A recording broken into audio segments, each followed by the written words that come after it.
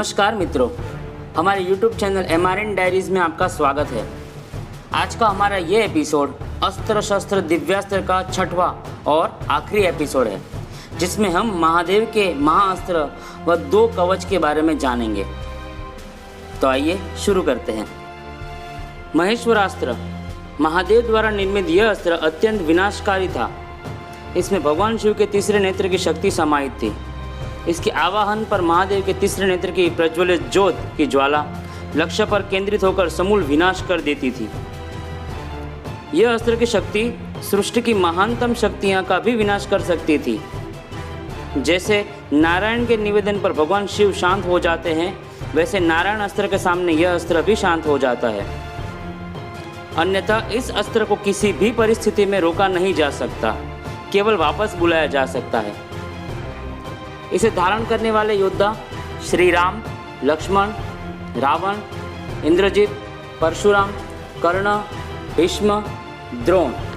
अब हम बात करेंगे सबसे महाशक्तिशाली अस्त्र के बारे में, जिसका नाम है पाशुपतास्त्र।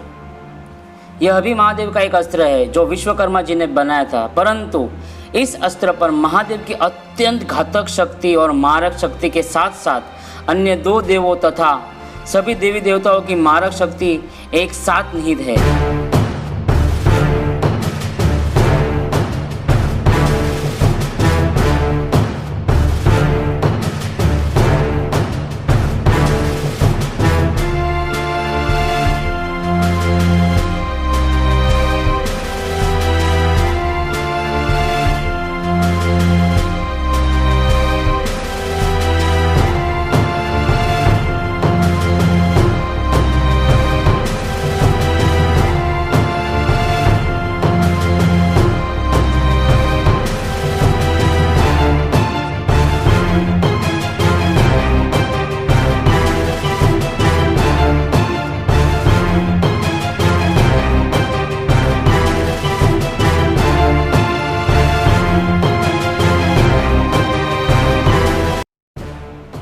यह अस्त्र आसानी से पूर्ण सृष्टि और महाविशाल स्वरूप में यह ब्रह्मांड तक का विनाश करने की शक्ति रखता है।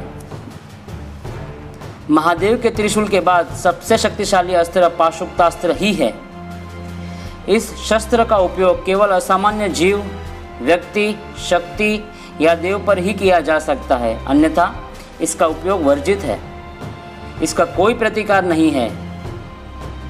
इसे धारण करने वाले योद्धा श्री राम, इंद्रजित, रावण, लक्ष्मण, परशुराम, अर्जुन। अब हम बात करेंगे महादेव के सबसे विलक्षण व अद्भुत अस्त्र की, शांभवास्त्र। महादेव द्वारा निर्मित यह अस्त्र अत्यंत कठोर व सहनशील व अडिग अस्त्र है। इसमें महादेव के नटराज स्वरूप की शक्तियां समाहित है। यह अस्त्र का उपयोग केवल स्व बचाव के लिए या किसी बड़े विनाश को रोकने हेतु ही किया जाता है। यह प्रतिकार के तौर पर उपयोग में लाया जाता था।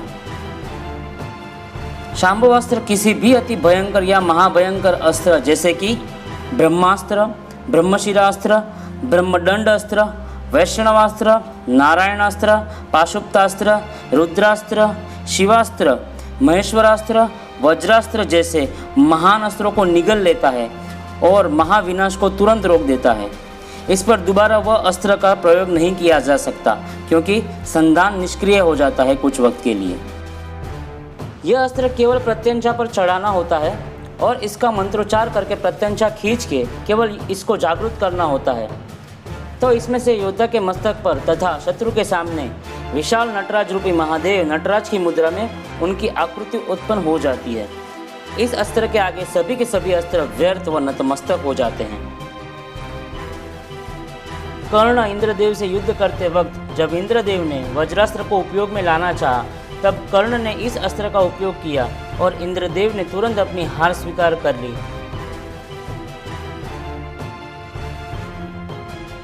और इसी हार का और अपने अपमान का प्रतिशोध इंद्रदेव ने पल पल कर्ण से लिया, उसके जीवन के अंतिम छोर तक। अन्यथा कर्ण जैसा विकट योद्धा अनेकों श्रापों से बच जाता और महाभारत का अंत कुछ और हो सकता था।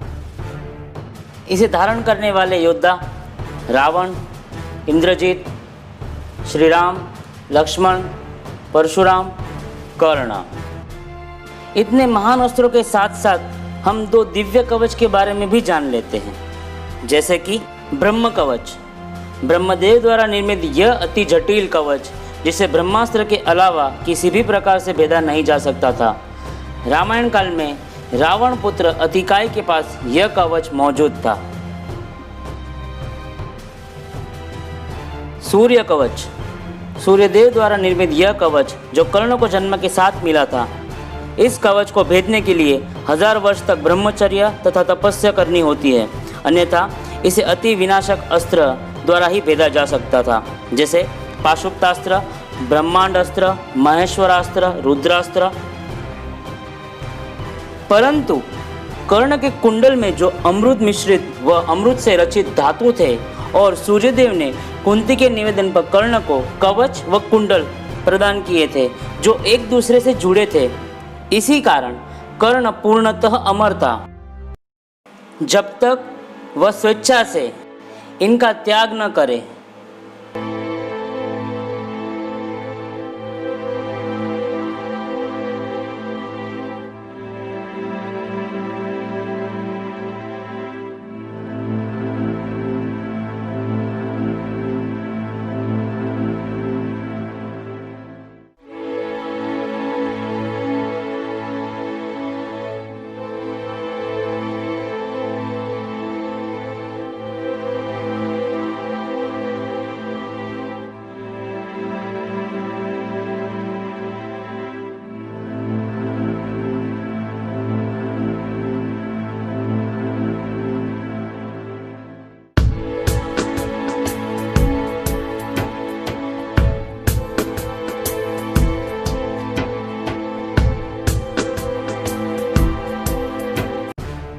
क्योंकि अमृतपान वाले जीव, वस्तु, देव, दानव, मानव पर त्रिदेव भी विनाश नहीं करते।